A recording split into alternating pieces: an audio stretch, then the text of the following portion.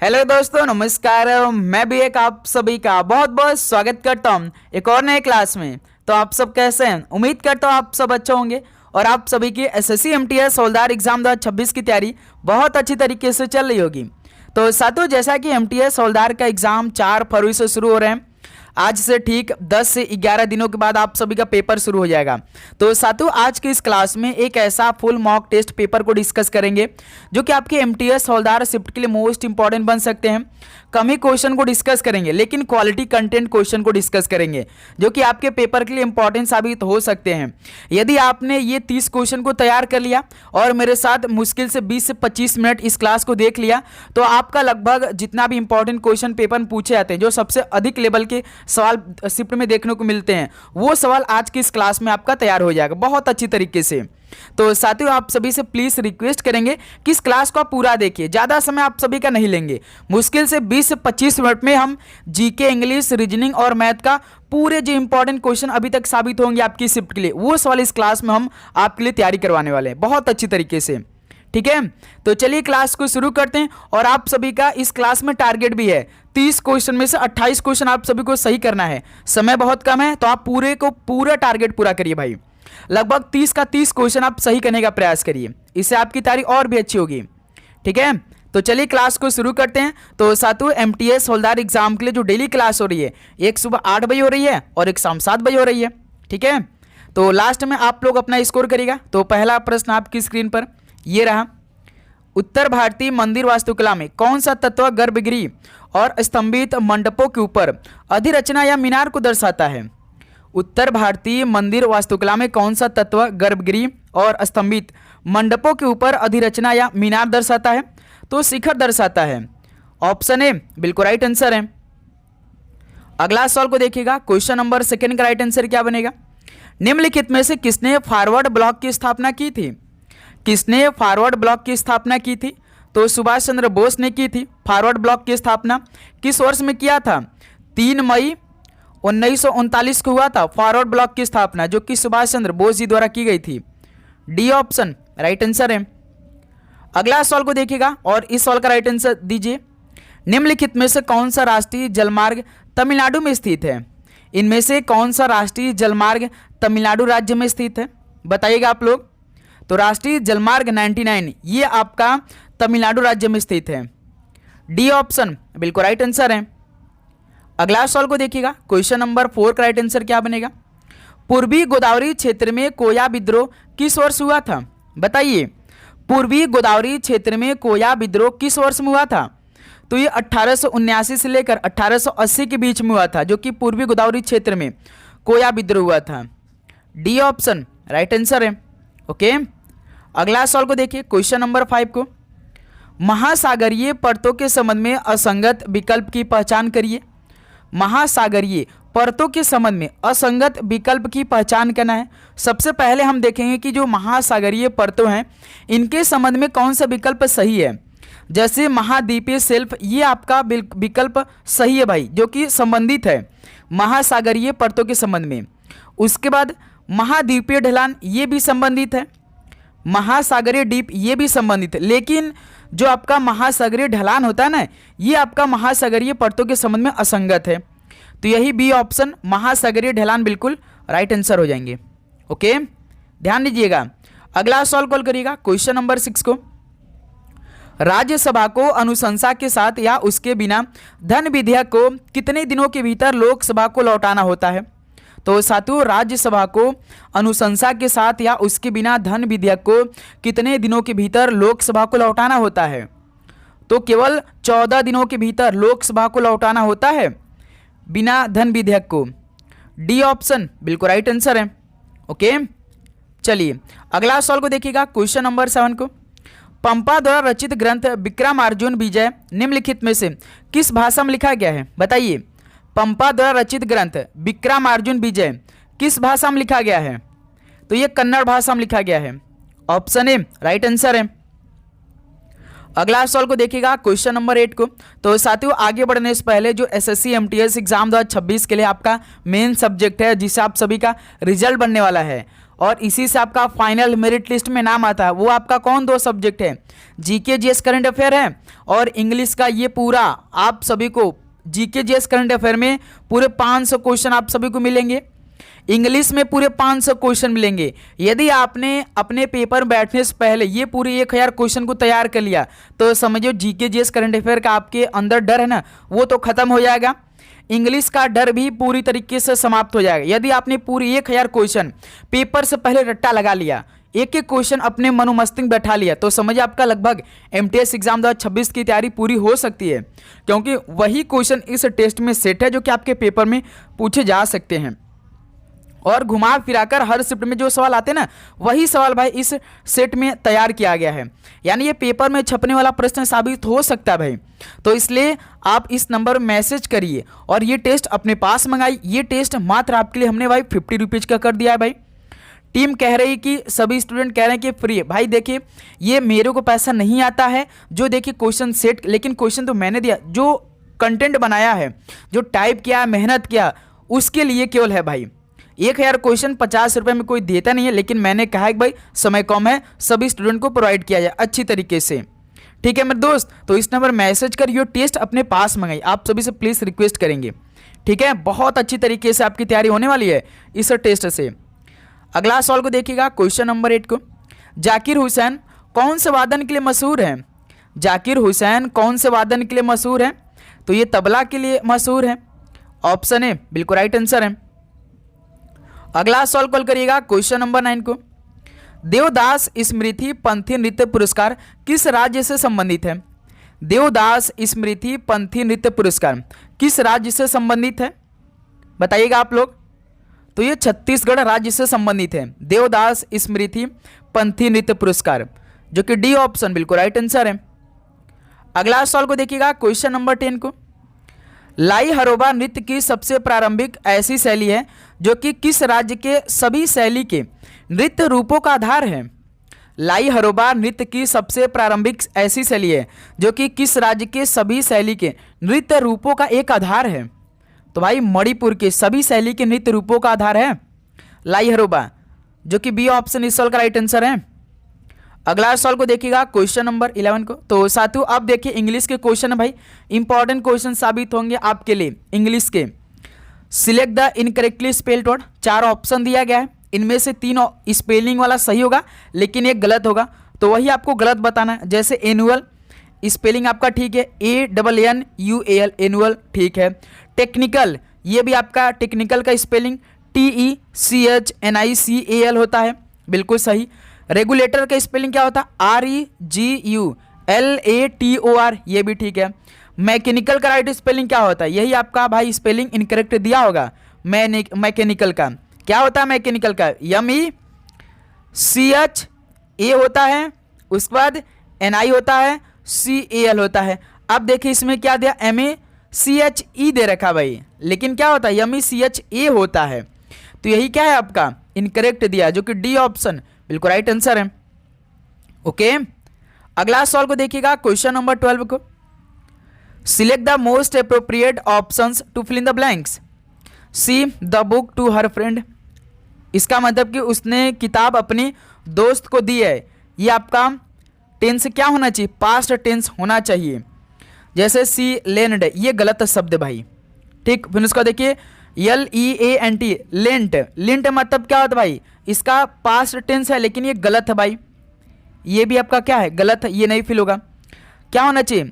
सी, ये आपका present tense, ये भी आपका क्या है भाई? गलत है, ये प्रेजेंट टेंस है, ये गलत है मेरे दोस्त। यानी अब इसमें क्या फील होगा? She lent the book to her friend, तो इस सवाल का डी ऑप्शन आपका बिल्कुल राइट आंसर हो जाएंगे। उसने किताब अपने दोस्त को दे दी है, ठीक है, तो इस तरह से डी ऑप्शन आपका राइट आंसर है। अगला सवाल को देखिएगा, क्वेश्चन नंबर 13 का राइट आंसर क्या बनेगा? Select the options that correctly rectify the underline spelling error. यानी ब्यूटीफुल का स्पेलिंग क्या होता है भाई? The beautiful flower bloomed in the garden, यानी बगीचे में भाई सुंदर फूल खिल गया है। तो ब्यूटीफुल का स्पेलिंग क्या होता है आप सभी को मालूम होना चाहिए। तो सर जी ब्यूटीफुल BEAUTIFUL, ब्यूटीफुल, देखिए कौन सा स्पेलिंग सही दिया है, ऑप्शन चेक करिए। रॉन्ग है भाई। ऑप्शन सी देखिए आपका सही स्पेलिंग दिया है ब्यूटीफुल का, BEAUTIFUL। तो दोस्त मेरे इस सवाल का सी ऑप्शन राइट आंसर है। ओके, अगला सवाल कॉल करिएगा क्वेश्चन नंबर 14 को। Select the most appropriate meaning of the underline idiom. We talked over the matter for 2 hour, unfortunately we could not reach a decision. यानी आप सभी को मुहावरे का अर्थ बताना है, किसका? केवल टॉक्ड ओवर का मतलब बताना है। टॉक्ड ओवर का मतलब कि डिस्कस्ड होता है। जैसे आर्गुड का मतलब क्या होता है? जो आपका ARGUED लिखा है, इसका मतलब आर्गुड मतलब कि झगड़ा करना। तो ये नहीं होगा भाई, झगड़ा करना इसका मुहावरे का अर्थ नहीं होगा। कोरल्ड का मतलब क्या होता है? लड़ाई। कोरल्ड मतलब क्या होता है? कि लड़ाई की। क्या हो जाएगा भाई? इसका मतलब कि लड़ाई की, ये भी आपका नहीं होगा। डिबेटेड मतलब क्या हो? जो कि फॉर्मल एक तरह का बहस होता है। तो टॉक्ड ओवर का जो ईडियम का सही अर्थ होगा वो डिस्कस्ड हो जाएगा, जो कि डी ऑप्शन बिल्कुल राइट आंसर हो जाएंगे। ओके, ध्यान रखिएगा आप लोग। अगला सवाल को देखिएगा क्वेश्चन नंबर 15 का राइट आंसर क्या बनेगा? Identify the segment that contains a grammatical error. The train is running late by 6 hour, so it can not over the time. यानी ट्रेन 6 घंटे देरी से चल रही है, इसलिए यह समय नहीं बढ़ सकती भाई, या ये समय नहीं बढ़ा सकती है। तो इनमें से बताइए कौन सा खंड आपका ग्रामेटिकल एरर है? सोच के समझ कर राइट आंसर दीजिएगा आप लोग। The train is running late by 6 hours, so it can not over the time. यानी ट्रेन यह 6 घंटे देरी से चल रही है, इसलिए यह अपना समय नहीं बढ़ा सकती भाई। ध्यान रखिएगा, इसमें can not make over the time क्या होना चाहिए? Can not over the time क्या है भाई? ये आपका गलत है भाई, गलत फ्रेज है भाई। ठीक है, ध्यान रखिएगा, यहाँ पे क्या होना चाहिए? मेक इट ऑन टाइम होना चाहिए। क्या होना चाहिए भाई? मेक इट ऑन टाइम होना चाहिए, ये आपका ठीक है भाई। या तो मेकअप द टाइम होना चाहिए, समय बनाए, इस समय पर बनाए, इस समय पर बनाए। ठीक है, तो इसमें कौन सा भाई खंड गलत है? Can not over the time गलत है, यानी can not make over the time wrong है मेरे दोस्त। तो इस सवाल का बी ऑप्शन जो बनेगा आपका राइट आंसर है। यहाँ पे बिल्कुल राइट सेंटेंस क्या होना चाहिए? The train is running late by 6 hour, so it make it on time या make it off the time, ये आपका ठीक होना चाहिए मेरे दोस्त। ठीक है, तो इसलिए can not over the time कौन सा भाई? ग्रामेटिकल एरर है। तो इस सवाल का बी ऑप्शन बिल्कुल परफेक्ट आंसर है, ध्यान रखिएगा आप लोग। अगला सवाल कॉल करिएगा क्वेश्चन नंबर 16 का राइट आंसर क्या बनेगा? Select the most appropriate options that can substitute the underline segment in the given sentence. Gold is much costly than any other metal. बताइए, gold is much costly than any other metal, यानी gold तो आप जानते हैं बहुत costly है, यानी सबसे महंगा होता है किसी अन्य धातु के अपेक्षा में। गोल्ड तो महंगा ही होता है भाई। तो मच का आपको बिल्कुल अप्रोप्रिएट मीनिंग बताना है, जैसे कि gold is much costly than any other metal. ये कैसा आपको सेंटेंस प्रतीत हो रहा है, किस टाइप का? तो ये तो भाई कॉम्परेटिव सेंटेंस है, यानी तुलनात्मक हो रही भाई गोल्ड से और दूसरे धातु से। तो यहाँ पे सही क्या होना चाहिए? जब कॉम्परेटिव सेंटेंस है तो गोल्ड इज मोर कॉस्टली होना चाहिए, मच की जगह भाई मोर होना चाहिए, क्योंकि भाई सेंटेंस कॉम्परेटिव हो रहा है यानी तुलनात्मक हो रही है। तो gold is more costly than any other metal. ठीक है, मोस्ट तो एक आपका सुपरलेटिव भाई है, सुपरलेटिव है। मोस्ट कॉस्टलाइलर ये तो आपका भाई ना ग्रामेटिकल ही मिस्टेक है, जो आपका मोस्ट कॉस्टलियर है। मेनी जानते हैं किसके लिए इस्तेमाल होता है? मेनी भाई मात्रा के लिए इस्तेमाल होता है। किसके लिए? मात्रा के लिए इस्तेमाल होता है मेनी जो दिया है। तो यहाँ पे gold is more costly than any other metal, जो कि डी ऑप्शन इस सवाल का बिल्कुल परफेक्ट आंसर हो जाएंगे। ठीक है, ध्यान रखिएगा आप लोग। अगला सवाल को हल करिएगा क्वेश्चन नंबर 17 का राइट आंसर क्या बनेगा? Select the most appropriate options to fill in the blanks. Dubs in the sky above me, यानी मेरे ऊपर आकाश में कबूतर क्या कर रहे हैं? शोर। शोर मतलब क्या होता है? दर्द। भाई जब हमारे ऊपर आकाश में कबूतर उड़ते हैं तो दर्द से उड़ते नहीं भाई। शोर मतलब क्या होता है? तट, ऊपर हमारे तट तो है नहीं। शोर देखिए प्रोनाउंसिएशन शोर ही लग रहा है, लेकिन अर्थ अलग है। अब इस शोर मतलब क्या होता है, खट्टा होता है, आप सभी क्लियर होगा। तो इस सवाल का यानी शोर हो जाएगा यस ओ ए आर। शोर मतलब जानते हैं ऊंचा उड़ना। तो भाई जो कबूतर हैं हमारे ऊपर आकाश में ऊंचा उड़ रहे हैं, यानी डी ऑप्शन इस सवाल का जो बनेगा ना राइट आंसर। ठीक है, ध्यान रखिएगा आप लोग। अगला सवाल को देखिएगा, क्वेश्चन नंबर 18 का right answer. Select the most appropriate synonyms of the given word. Idle का पर्यायवाची शब्द बताइए। इस आइडल का मतलब जानते क्या होता है, खाली। आइडल आज्ञाकारी मत सोचिएगा, IDLE मतलब खाली या निष्क्रिय भी बोल सकते हैं आप। क्या मेरे दोस्त, निष्क्रिय। ठीक, तो इसका समान वाला शब्द क्या बनेगा, तो अनऑक्युपाइड। तो यही आपका हो जाएगा खाली निष्क्रिय, यानी ऑप्शन बिल्कुल राइट आंसर है। अनसेफ का मतलब क्या होता है, असुरक्षित। अनसेफ का मतलब क्या होता है, असुरक्षित होता है। अनग्रेटफुल का मतलब क्या, जो कृतज्ञ होता है। क्या भाई, जो कृतज्ञ होता है। ठीक, अनईजी मतलब बेचैन।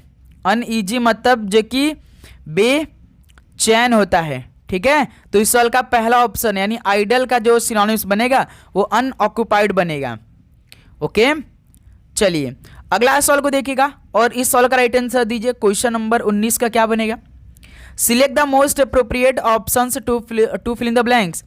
The croissant was as was the coffee. इसका मतलब ये तो थोड़ा सा डिफिकल्ट टाइप का सवाल लग रहा है।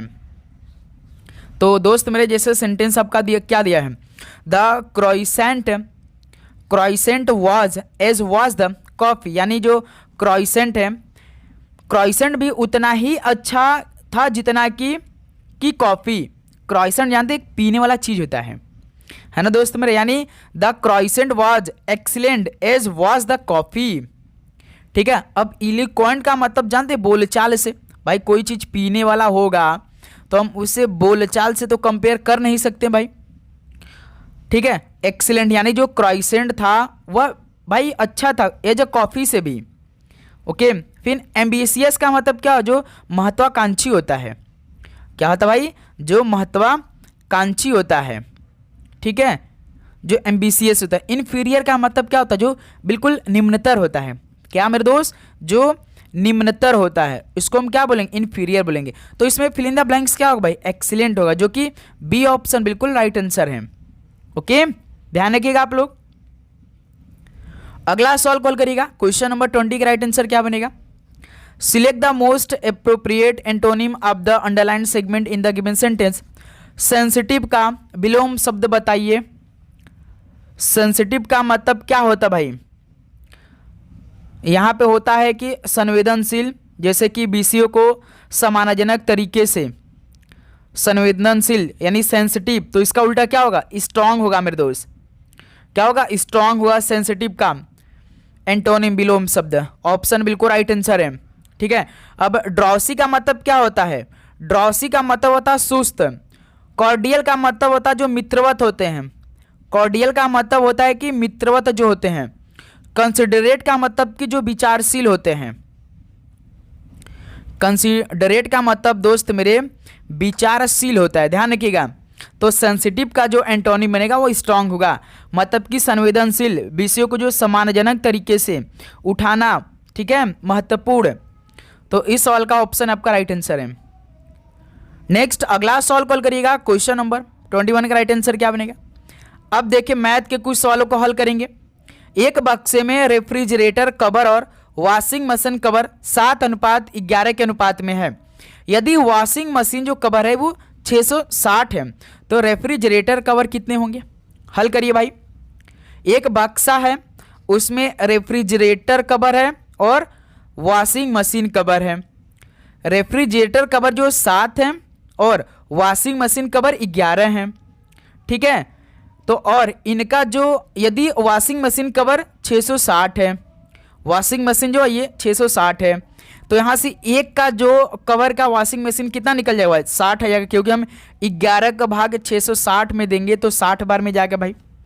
तो अब हमें तो रेफ्रिजरेटर का निकालना है, तो 7 गुणा 60 कर दीजिए, तो यानी मेरे दोस्त रेफ्रिजरेटर कवर कितने होगा, 420 होगा, जो कि पहला ऑप्शन आपका राइट आंसर हो जाएगा। तो दोस्त मेरे किसी भी प्रश्न पे आपको डाउट होगा तो आप कमेंट सेक्शन में जरूर बताइएगा। डाउट लेकर आप नहीं चलेंगे। बताइए इस सवाल में किसी प्रकार का आपको डाउट, जैसे एक बॉक्स है, रेफ्रिजरेटर और वॉशिंग मशीन कवर रखा हुआ है। रेफ्रिजरेटर जो कवर वो 7 है और वॉशिंग मशीन का जो कवर वो 11 है, लेकिन सवाल में वॉशिंग मशीन का जो कवर वो 660 दे रखा है। यानी हम जब वॉशिंग मशीन कवर का एक का कवर निकालेंगे तो कितना हो जाएगा, 11 का भाग हम इस 660 में कराएंगे भाई तो 60 आ जाएगा। तो उसी प्रकार हमें रेफ्रिजरेटर का निकालना होगा, जो हमने एक का वॉशिंग मशीन कवर निकाला उससे मल्टीप्लाई कर देंगे, यानी मैं 60 निकाला था भाई तो 7 गुणा 60 कर देंगे तो निकल आएगा रेफ्रिजरेटर कवर, यानी 420 इस सवाल का ऑप्शन है बिल्कुल राइट आंसर हो जाएंगे। ओके, अगला सवाल को देखिएगा, क्वेश्चन नंबर 22 को, किस राशि रुपीज पर 8% प्रतिवर्ष की ब्याज दर से 4 वर्षों में 240 का साधारण ब्याज अर्जित कितना होगा भाई बताइए। यानी 240 का साधारण ब्याज देकर पूछ रहा है, प्रिंसिपल पूछ रहा है इस सवाल में। एसआई बराबर क्या होता है, principal into rate into time बटे में 100। सिंपल इंटरेस्ट आपका 240 दे रखा है, प्रिंसिपल पूछ दिया है। रेट हमेशा परसेंटेज में रहता है जो कि 8%। टाइम आपका 4 वर्ष दिया है, बटे में 100 कर दिया, आपका आंसर आ जाएगा। इसको सॉल्व करिए, गुणा भाग करिए। जैसे देखिए तो यहां से 8 एकम 8, 8 त्रिका 24, 30 बार में चला जाएगा। 8 का भाग 240 देंगे 30 बार में। अब इसी प्रकार यहां से 30 का मल्टीप्लाई 100 में होगा भाई, 4 का भाग करना पड़ेगा तभी हमारा पी का वैल्यू निकलेगा। 30 का गुणा हम 100 में करें 3000, 3000 बटे में आपका 4 कितना होगा भाई, 4 सत्ते 28, 4 पंजे यानी 750 होगा भाई। यानी यहां से प्रिंसिपल की वैल्यू कितने हो गए 750। बी ऑप्शन कितने लोग का ठीक है भाई बताएंगे आप सभी कमेंट बॉक्स में। ओके क्लियर, सभी को समझ में आया, बी ऑप्शन इस सवाल का राइट आंसर है। चलिए अगला सवाल कॉल करिएगा, क्वेश्चन नंबर 23 का राइट आंसर क्या बनेगा। 42 संख्याओं का औसत 25 है, अन्य 28 संख्याओं का औसत 40 है, सभी संख्याओं का औसत कितना होगा।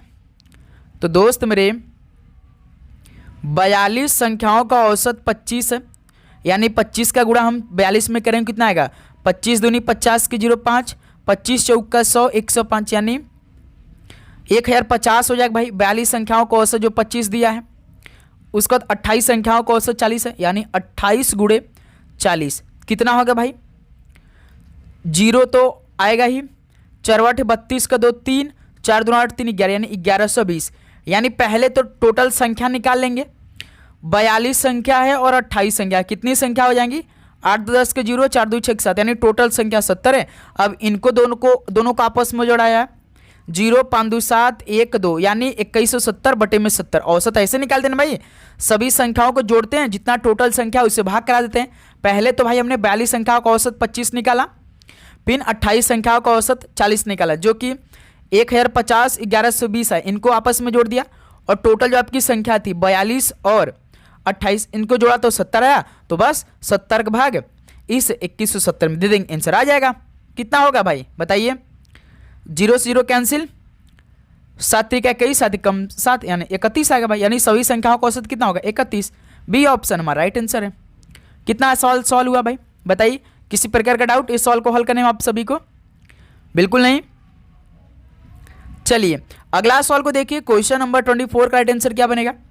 जब किसी संख्या के 80% को 80 में जोड़ा जाता है तो परिणाम स्वरूप वही संख्या प्राप्त हो जाती है, तो संख्या ज्ञात करिए। भाई जब भी आपके पेपर में संख्या ज्ञात करने के लिए दे सवाल, तो आपको पहले तो समीकरण बनाना नहीं है। जैसे किसी संख्या मान लीजिए हम x मान लेते हैं, इसमें 80% को गुणा करने पर इसमें 80 जोड़ने पर वही संख्या हमें प्राप्त हो जा रही है।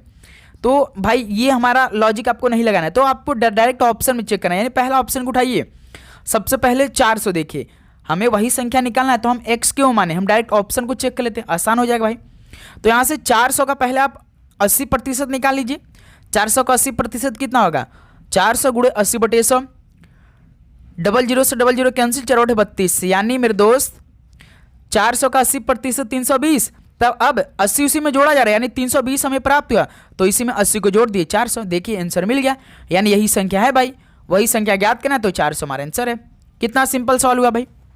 यदि आप 320 का 80% निकालेंगे तो कितना आएगा, एक जीरो से एक जीरो कैंसिल, एक जीरो से एक जीरो कैंसिल, 8 दूना 16 का 6 1, 8 3 का 24 1 25, 256। अब इसी 256 में आपको 80 जोड़ेंगे तो क्या आपका 400 आएगा? नहीं आएगा। देखिए, या 320 आएगा? नहीं आएगा। 6 25 8 33, देखिए 336 आ जा रहा है, यानी क्लियर हुआ ना। यानी यही आपका ऑप्शन बिल्कुल ये 400 राइट आंसर है। ओके, 400 का 80% निकाल दीजिए भाई, और उसी में जितना आएगा जो आपका 80 जोड़ा जाता है वही उसमें जोड़ दीजिए, आपका आंसर आ जाएगा। ठीक है, क्योंकि परिणाम से वही संख्या प्राप्त हो जाती है। ठीक है, चलिए अगला सॉल्व कॉल करिएगा। क्वेश्चन नंबर 25 का राइट आंसर क्या बनेगा? 4 वर्षों के लिए 9% वार्षिक ब्याज दर पर उधार ली गई राशि 3000 पर साधारण ब्याज रुपीज में ज्ञात करिए। हल करिए भाई। इस बार देखिए सिंपल इंटरेस्ट पूछा भाई, क्या होता है? Principal into rate into time बटे में 100। प्रिंसिपल सबसे अधिक नंबर में 3000, रेट हमेशा परसेंटेज में, टाइम 4 वर्ष बटे में 100, डबल जीरो से डबल जीरो कैंसिल, 30 चौका 120, 120 यानी 120 नवा 12 नवा 108 यानी 1080 हो रहा है क्या? बिल्कुल, तो इस साल का सी ऑप्शन राइट आंसर हो जाएंगे। ओके, सभी को क्लियर? फॉर्मूला बेस्ड सवाल था भाई, गुणा भाग केवल करना था इसमें। अगला सवाल कॉल करिएगा। क्वेश्चन नंबर 26 का राइट आंसर क्या बनेगा? देखिए, एक निश्चित कूट भाषा में सेन को 51 68 के रूप में कूटबद्ध किया जाता है और गोट को 64 37 के रूप में कूटबद्ध किया जाता है। दी गई कूट भाषा में एक के लिए कूट क्या होगा? हल करिए। जैसे देखिए, ए का हमसे कोड पूछा है तो हम दोनों में कॉमन चेक करते हैं ना। ए देखिए इसमें भी दिया, ए इसमें भी दिया है। ए तो जिस प्रकार दोनों में कॉमन है, इसका मतलब कि इनके दोनों कोड में भी कोई ना कोई नंबर कॉमन मिलेगा आपको। जिस प्रकार से ए कॉमन मिला था तो उसी प्रकार इनके दोनों कोड में कोई ना कोई नंबर आपको कॉमन मिलेगा ही मिलेगा, अन्यथा ये सवाल नहीं बनेगा। देखिए 6 इसमें भी है, 6 इसमें है, यानी ए का कोड 6 हो जाएगा, जो कि सी ऑप्शन इस सवाल का राइट आंसर है। ओके, हमेशा याद रखिएगा, जब कॉमन मिल जाएगा तो आपका कोड में भी कोई ना कोई नंबर कॉमन मिलेगा ही मिलेगा। ओके, चलिए अगला सवाल को देखिए। क्वेश्चन नंबर 27 का राइट आंसर क्या बनेगा?